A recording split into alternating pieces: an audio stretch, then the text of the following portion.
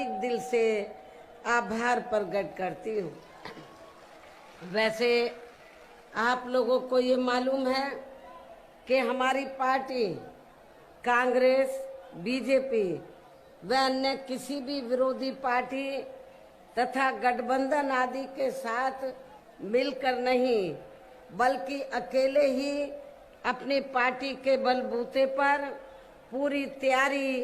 व दमदारी के साथ ये चुनाव लड़ रही है। इसके साथ ही हमने टिकट बंटवारे के मामले में भी सर्व समाज के लोगों को बीएसपी में जुड़ने की तादाद को ध्यान में रखकर फिर उसी अनुपात में ही उन्हें उचित भागीदारी भी दी है, जिनको कामयाब बनाने के लिए पार्टी के लोग पूरे जी जान से लगे हैं। हालांकि आज आपकी यहाँ इकट्ठा हुई अपार भीड़ व भीड़ के जबरदस्त जोश को भी देखकर अब मुझे भी ये काफी हद तक भरोसा हो गया है कि आप लोग इस चुनाव में यहाँ अपने प्रदेश से अपनी पार्टी का बेहतर रिजल्ट जरूर लाएंगे। इसके लिए अब मैं आप लोगों का ध्यान कुछ जरूरी बातों की तरफ दिलाना चाहती हूँ और इस संबंध में विशेषकर मैं कांग्रेस, बीजेपी व इनके अन्य सभी सहयोगी दलों के बारे में ये कहना चाहूंगी कि आजादी के बाद शुरू में केंद्र व देश के अधिकांश राज्यों में भी ज्यादातर सत्ता जहां कांग्रेस पार्टी के ही हाथों में केंद्रित रही है, किंतु इनकी खासकर दलित, आदिवासी व पिछड़ा वर्ग विरोधी तथा अन्य और मामलों में भी रही गलत नीतियों व गलत कार्य प्रणाली आदि की वजह से ही फिर इस पार्टी को केंद्र व काफी राज्यों की भी सत्ता से बाहर होना पड़ा है तथा यही स्थिति इनकी सहयोगी पार्टियों की भी बनी रही है। इससे जिस कारण ही फिर हमें बीएसपी को बनाने की जरूरत पड़ी है। इस संबंध में मैं आप लोगों को ये कहना चाहूंगी कि अंग्रेजों के जाने के बाद आजाद भारत में जब केंद्र में कांग्रेस पार्टी के नेतृत्व में सरकार बनी तो उस समय परम पूज्य बाबा साहब डॉक्टर भीमराव अंबेडकर आजाद भारत की पहली केंद्र की सरकार में वो लॉ मिनिस्टर बने थे, कानूनी मंत्री बने थे। तो बाबा साहब डॉक्टर अंबेडकर ने तो उस समय पंडित जवाहरलाल नेहरू एंड कंपनी के लोगों को ये कहा था कि मैंने भारतीय संविधान में एससी व एसटी वर्गों के लोगों को जो जिंदगी के हर पहलू में आगे बढ़ने के लिए जो इन्हें आरक्षण की सुविधा दी है, खासकर सरकारी नौकरियों में जो आरक्षण की सुविधा दी है, उसका पूरा लाभ इन वर्गों को नहीं मिल पा रहा है। इसलिए केंद्र की सरकार को इनको सख्त कदम उठाने चाहिए ताकि इन वर्गों को आरक्षण का पूरा लाभ मिल जाए। एससी व एसटी वर्गों के लोगों को उस समय तक अति पिछड़े वर्गों के लोगों को आरक्षण की सुविधा प्राप्त नहीं थी। तो इसलिए बाबा साहब डॉक्टर अंबेडकर ने उस समय कांग्रेस पार्टी की सरकार को ये कहा कि भारतीय संविधान के आर्टिकल 340 के तहत उन्होंने व्यवस्था की थी। बाबा साहब डॉक्टर अंबेडकर ने भारतीय संविधान में आर्टिकल 340 की, तो बाबा साहब ने उस समय कांग्रेस की सरकार को ये कहा, तो उन्होंने ये कहा कि जो इस देश में एससी एसटी के अलावा जो अन्य और भी जातियां हैं जो शैक्षणिक, सामाजिक और आर्थिक क्षेत्र में पिछड़ी हुई हैं, तो बाबा साहब ने कहा कि आप उनको भी आरक्षण दीजिए एससी एसटी की तरह, इसके लिए आप कमीशन बनाइए। लेकिन उस समय केंद्र की कांग्रेस की सरकार ने बाबा साहब की इस बात को नहीं माना, जिससे बाबा साहब डॉक्टर भीमराव अंबेडकर बहुत दुखी हुए। और इतना ही नहीं, हिंदू कोड बिल के जरिए वो ये चाहते थे कि इस देश की महिलाओं को भी पुरुषों के बराबर बराबर का हक मिले। और भी बहुत से कारण थे जिसकी वजह से तो बाबा साहब डॉक्टर अंबेडकर को ये लगा कि जब कांग्रेस पार्टी बाबा साहब की बात को नहीं मान रही है, संविधान के हिसाब से नहीं चल रही है, तो फिर बाबा साहब ने ये फैसला लिया कि ऐसी सरकार में लॉ मिनिस्ट्री के पद पर बैठने से कोई फायदा नहीं है। उन्होंने लॉ मिनिस्ट्री से इस्तीफा दे दिया था। और उसके बाद आप लोगों को ये मालूम है, कांग्रेस पार्टी ने अति पिछड़े वर्ग के लोगों को उन्होंने आरक्षण नहीं दिया। पहले काका कालेलकर कमीशन बना, उसकी रिपोर्ट इन्होंने रद्दी की टोकरी में डाल दी। मंडल कमीशन बना, तो उसकी जब रिपोर्ट आई तो कांग्रेस ने उसको लागू नहीं किया। लेकिन जब केंद्र में सत्ता परिवर्तन हुआ, श्री बीपी सिंह की सरकार बनी, तो उस समय वो देश के प्रधानमंत्री बने, तो वो चाहते थे कि बीएसपी का भी समर्थन उनको मिलना चाहिए। हमारे कई मेंबर पार्लियामेंट थे लोकसभा में। उस समय मैं भी 1989 में लोकसभा में चुनाव जीत कर आई थी। तो हमने श्री बीपी सिंह को ये कहा था, हमें आपसे कुछ नहीं चाहिए, ना मिनिस्ट्री चाहिए, ना कुछ चाहिए। हम आपको 2 शर्तों पर आपको बाहर से समर्थन देने के लिए तैयार हैं। एक तो परम पूज्य बाबा साहब डॉक्टर भीमराव अंबेडकर, जिनको कांग्रेस ने भारत रत्न की उपाधि से सम्मानित नहीं किया था, उनको सम्मानित किया जाए। दूसरा, मंडल कमीशन की रिपोर्ट को लागू किया जाए। हमारी इन दोनों शर्तों को श्री बीपी सिंह की सरकार ने मान लिया और उस समय फिर बाबा साहब को भारत रत्न की उपाधि से सम्मानित किया गया और मंडल कमीशन की रिपोर्ट को लागू किया गया। तो इस प्रकार से कहने का तात्पर्य ये है, आज चाहे कांग्रेस है, बीजेपी है, सभी पार्टियां जो दलितों आदिवासियों के आरक्षण की बात कर रही हैं, पिछड़े वर्ग के आरक्षण की बात कर रही हैं, सही बात तो ये है कि ये सारी की सारी पार्टियां, कांग्रेस, बीजेपी एंड कंपनी के लोग नहीं चाहते हैं कि इन वर्गों के लोगों को भारतीय संविधान के मुताबिक आगे बढ़ने का मौका मिले। ये तो जो थोड़ा घना लाभ मिल रहा है बीएसपी की वजह से मिल रहा है, और यदि बीएसपी नहीं बनती तो अब तक ये रिजर्वेशन भी खत्म कर दिया जाता। बीएसपी के बनने के कारण ये दबाव में आकर थोड़ा घना ये आरक्षण दे रहे हैं। और अब पिछले काफी वर्षों से आपको मालूम है, जब कांग्रेस ने भारतीय संविधान के हिसाब से अपनी जिम्मेवारी को नहीं निभाया, बाबा साहब को लॉ मिनिस्ट्री से इस्तीफा देना पड़ा और फिर हमें बीएसपी बनाने की जरूरत पड़ी। आगे चलकर फिर हमें बीएसपी बनाने की जरूरत पड़ी। और इतना ही नहीं, कांग्रेस की दोगली नीति की वजह से, कथनी और करनी में अंतर होने की वजह से कांग्रेस केंद्र और ज्यादातर राज्यों की सत्ता से बाहर हो गई और अब पिछले काफी वर्षों से बीजेपी एवं इनके सहयोगी दल केंद्र व अधिकांश राज्यों की भी सत्ता में काबिज हो गए हैं। साथ ही इनकी भी, यानी कि बीजेपी की भी ज्यादातर जातिवादी, पूंजीवादी, संकीर्ण, सांप्रदायिक व द्वेषपूर्ण नीतियों एवं कार्य प्रणाली आदि से तथा इनकी कथनी व करनी में भी काफी अंतर होने की वजह से ऐसा लगता है कि इस बार ये पार्टी भी, यानी कि भारतीय जनता पार्टी भी केंद्र की सत्ता में आसानी से वापस आने वाली नहीं है। बशर्ते यदि ये चुनाव इस बार फ्री एंड फेयर होता है तथा आम चर्चा के मुताबिक वोटिंग मशीनों में भी कोई गड़बड़ी आदि नहीं की जाती है। और वैसे भी इस बार चुनाव में इनकी कोई भी पुरानी एवं नई चल रही नाटकबाजी, जुमलेबाजी व गारंटी आदि काम में आने वाली नहीं है, क्योंकि अब देश की जनता काफी हद तक इस बात को समझ चुकी है कि इनकी पार्टी ने अब तक देश के विशेषकर गरीबों, कमजोर तबकों, मध्यम वर्गीय एवं अन्य मेहनतकश लोगों को, जो इन्हें अच्छे दिन दिखाने के असंख्य प्रलोभन भरे वायदे किए हैं तथा अनेकों हवाई व कागजी गारंटी आदि भी दी है, तो उनका जमीनी हकीकत में अभी तक भी इन्होंने लगभग 1/4 हिस्सा भी कार्य पूरा नहीं किया है, बल्कि इसके स्थान पर इनका ज्यादातर समय व ताकत भी जहां इनके अपने चहेते रहे बड़े बड़े पूंजीपतियों एवं धन्ना सेठों को ही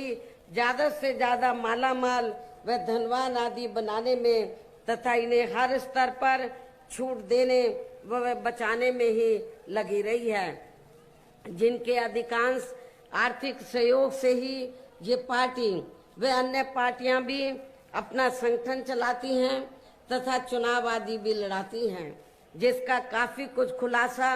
बॉन्ड की आई रिपोर्ट से भी हो जाता है। इस संबंध में वैसे आप लोगों को ये मालूम है कि अभी कुछ दिन पहले माननीय सुप्रीम कोर्ट ने बॉन्ड के बारे में ये खुलासा किया और अखबारों में भी ये खबर छपी कि इस देश में तो कांग्रेस, बीजेपी, अन्य जो और भी विरोधी पार्टियां हैं बीएसपी को छोड़कर, ये जो पार्टियां हैं इन्होंने बॉन्ड के जरिए इस देश के बड़े बड़े पूंजीपतियों व धन्ना सेठों से अपनी पार्टी के संगठन को चलाने के लिए व चुनाव आदि लड़ाने के लिए अरबों खरबों रुपया इन्होंने लिया है। ये माननीय सुप्रीम कोर्ट की रिपोर्ट से ये खुलासा हुआ है। लेकिन आपको जानकर खुशी होगी कि पूरे देश में बहुजन समाज पार्टी ही अकेली एक ऐसी पार्टी है, उस रिपोर्ट से ये खुलासा हुआ कि बहुजन समाज पार्टी ही अकेली एक ऐसी पार्टी है जिसने अपनी पार्टी के संगठन को चलाने के लिए व चुनाव आदि लड़ाने के लिए किसी भी पूंजीपति से एक भी रुपया नहीं लिया है, बल्कि हमारी पार्टी तो हर साल बीएसपी की मेंबरशिप के जरिए व जन्मदिन के मौके पर थोड़ा थोड़ा धन इकट्ठा करके, चुनाव के मौके पर भी कार्यकर्ताओं से थोड़ा थोड़ा धन इकट्ठा करके हमारी पार्टी अपने संगठन को चलाती है व चुनाव आदि भी लड़ाती है। इतना ही नहीं, इसके साथ ही अब ऐसा लगता है कि कांग्रेस पार्टी की तरह ही बीजेपी ने भी केंद्र की तमाम सरकारी जांच एजेंसियों का ज्यादातर राजनीतिकरण ही कर दिया है। इसके अलावा देश के किसान वर्ग भी वर्तमान बीजेपी की सरकार में शुरू से ही अपनी विभिन्न समस्याओं को लेकर काफी ज्यादा दुखी व परेशान रहे हैं और अभी भी है। जबकि यूपी में 4 बार हमारी पार्टी की रही सरकार ने इनके हितों का भी हर स्तर पर विशेष ध्यान रखा है। जब यूपी में 4 बार बीएसपी के नेतृत्व में सरकार बनी तो हमारी पार्टी की सरकार ने किसानों को समय से सस्ते साधन खेती करने के लिए उनको सस्ते साधन उपलब्ध कराए और उनकी फसल का भी हमारी सरकार ने किसानों को उचित दाम दिया है, समय से दिया है और उचित दाम दिया है। इतना ही नहीं, बल्कि केंद्र में पूर्व की रही कांग्रेसी सरकार की तरह ही वर्तमान भाजपा सरकार में भी इनकी जातिवादी, हीन, सांप्रदायिक एवं पूंजीवादी सोच नीतियों के चलते ही पूरे देश में सर्व समाज में से खासकर गरीबों, दलितों, आदिवासियों, पिछड़े वर्गों, मुस्लिम एवं अन्य धार्मिक अल्पसंख्यक समाज के लोगों का भी पूर्ण रूप से विकास व उत्थान आदि नहीं हो सका है। और इस संदर्भ में वैसे आप लोगों को ये मालूम है कि पूरे देश में यहाँ दलितों, आदिवासियों एवं अन्य पिछड़े वर्गों का सरकारी नौकरियों में वर्षों से अधूरा पड़ा आरक्षण का कोटा भी अभी तक पूरा नहीं भरा गया है। विशेषकर एससी व एसटी वर्गों के सरकारी कर्मचारियों का पदोन्नति में आरक्षण तो अब काफी हद तक प्रभावहीन ही बना दिया गया है। साथ ही केंद्र व राज्यों में भी विरोधी पार्टियों की रही सरकारों ने इन सभी वर्गों को प्राइवेट सेक्टर में आरक्षण दिए जाने की व्यवस्था किए बिना ही इनकी सरकारों के ज्यादातर सरकारी कार्य अब प्राइवेट सेक्टर के जरिए ही इनके बड़े बड़े पूंजीपतियों व धन्ना सेठों आदि को ही दिए जाने के कारण अब इनको पूरे देश में आरक्षण का बहुत कम ही लाभ मिल पा रहा है। इसी प्रकार इनका अन्य और मामलों में भी शोषण व उत्पीड़न आदि होना अभी तक भी बंद नहीं हुआ है। इनके साथ साथ मुस्लिम व अन्य धार्मिक अल्पसंख्यक समाज के लोगों की भी हालत हर स्तर पर यह काफी ज्यादा खराब व दयनीय बनी हुई है, जिसका काफी कुछ खुलासा सच्चर कमेटी की रिपोर्ट में भी किया गया है। इतना ही नहीं बल्कि पिछले कुछ वर्षों से केंद्र व अधिकांश राज्यों में भी बीजेपी व आरएसएस की सरकारों के चलते हुए अब इनका विकास एवं उत्थान आदि होना भी काफी हद तक बंदशाई हो गया है। आए दिन इन पर खासकर धर्म की आड़ में हो रही जुर्म जाति भी यहाँ काफी ज्यादा चरम सीमा पर पहुंच चुकी है। इसके साथ साथ अपर कास्ट समाज में से विशेषकर गरीब लोगों की भी हालत हमें कोई खास अच्छी नजर नहीं आती है। इनकी गलत कृषि नीतियों के कारण किसान वर्ग भी आए दिन आंदोलित ही रहता है। साथ ही इनकी गलत आर्थिक नीतियों की वजह से देश की अर्थव्यवस्था पर भी इसका काफी बुरा प्रभाव पड़ा है, जिससे यह विशेषकर छोटे एवं मध्यम वर्गीय व्यापारी वर्ग भी काफी ज्यादा दुखी व परेशान हैं। और अब केंद्र में पूर्व की रही सरकारों की तरह ही वर्तमान भाजपा सरकार में भी यहाँ पूरे देश में गरीबी, बेरोजगारी एवं महंगाई आदि भी लगातार काफी ज्यादा बढ़ रही है। देश में हर स्तर पर फैला भ्रष्टाचार भी कम नहीं हुआ है। ऐसे में अब आप लोगों को देश में हो रहे लोकसभा चुनाव में कांग्रेस, बीजेपी व इनकी सहयोगी पार्टियों को भी केंद्र की सत्ता में आने से जरूर रोकना है, जिनकी गलत नीतियों व गलत कार्य प्रणाली आदि को आप लोग काफी हद तक आजमा भी चुके हैं। और अब ये विरोधी पार्टियां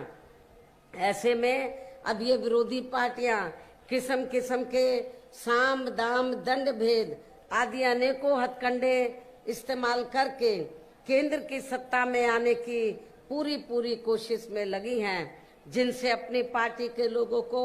हर स्तर पर काफी ज्यादा सावधान रहना है। और इस मामले में विरोधी पार्टियां अपने अपने पक्ष में हवा बनाने के लिए खासकर मीडिया, ओपिनियन पोल व सर्वे आदि का जो बड़े पैमाने पर इस्तेमाल कर रही हैं, तो उनसे अपनी पार्टी के लोगों को बिल्कुल भी गुमराह नहीं होना है। इसके साथ ही विरोधी पार्टियों के विभिन्न रूपों में जारी किए गए इनके हवाई व प्रलोभन भरे चुनावी घोषणा पत्रों एवं वायदों आदि के बहकावे में भी अपनी पार्टी के लोगों को कतई नहीं आना है, जिन्हें ये पार्टियां चुनाव खत्म होने के बाद ज्यादातर अमल में नहीं लाती हैं। और अब जिन पर से देश की जनता का अधिकांश विश्वास ही उठ गया है। और यही खास वजह है कि हमारी पार्टी किसी भी चुनाव में अपनी पार्टी का कोई भी चुनावी घोषणा पत्र आदि जारी नहीं करती है। वैसे भी हमारी पार्टी किसी भी मामले में कहने में बहुत कम बल्कि कार्य करके दिखाने में ही ज्यादा विश्वास रखती है। और इस बात का सबसे बड़ा सबूत ये है कि उत्तर प्रदेश में 4 बार हमारी पार्टी के नेतृत्व में रही सरकार ने